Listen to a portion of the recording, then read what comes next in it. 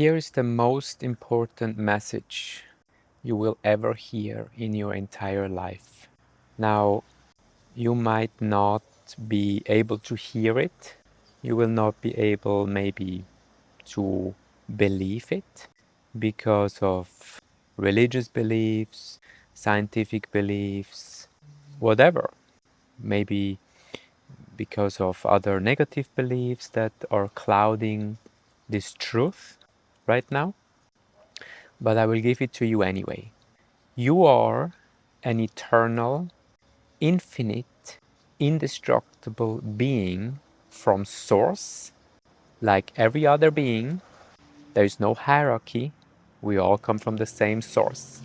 We all created this reality together. For one or the other reason, we cannot really say for sure. Now, what does that even mean?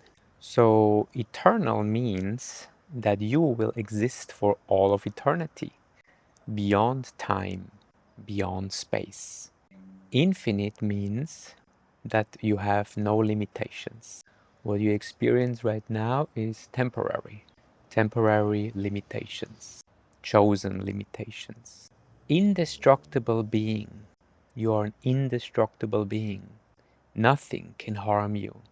Your body can be harmed, yes. Your psyche, your emotions can be harmed in a sense. You can take real damage in that sense. You are vulnerable in that sense, but not as a being. The essence of you is not. The I that perceives is not vulnerable. The psyche is. The personality is. The ego is. The ego being just basically the mask, the personality, the persona, the avatar that we use to go through this reality here. That is vulnerable. And it's supposed to be like this because this is how we experience this reality in the way we do. Seemingly disconnected, seemingly lost, and all of these things that we do experience as humans. Pain, suffering. Now, how would I even know that this is true? Well, I did study it for almost 3 decades, and meditation, stillness, peace. So obviously I cannot prove it to you because it is a personal experience, an individual experience. So you won't be able to measure it, put measurement devices on the brain or the body and say, see, there is the indestructible self. It doesn't work like this. In the same way as in The Matrix, the movie, there is nothing that you can measure or point to that shows you the matrix because you're inside. You need to go outside to see it, to experience it outside. Inside, you cannot. And that's how beliefs work because we say this is real. We say this reality is real. And I'm not saying it's not. Don't want to be dismissive. I think we should appreciate it and honor it as an experience, valuable experience. But ultimately, absolutely speaking, it cannot be real. Everything that has a beginning must have an end. So what has neither a beginning nor an end, what is beyond, that must be the real reality, right?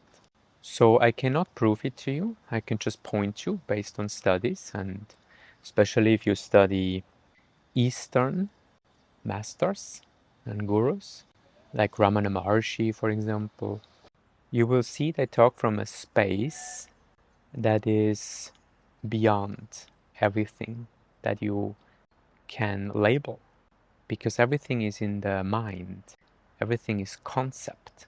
The whole language paradigm is concept. There's another interesting person, her name is Till Bolte. She had a stroke. Her left brain shut down, so the language center was not accessible anymore, and what was remaining was bliss.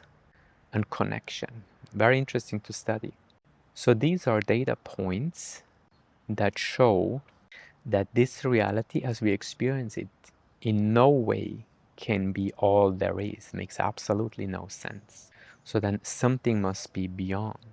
Religion, in my view, can also not be correct because it implies hierarchy. It implies one that has created the reality and we are basically lower than that. That just doesn't fit. It would be too long to explain all of this because it goes quite deep, because the mind has created so many layers of false beliefs and false ideas, and you would have to deconstruct one by one. So that takes time. So I just end here with this message. You're indestructible, you're eternal, and you're infinite. And what you're experiencing right now is but a temporary form.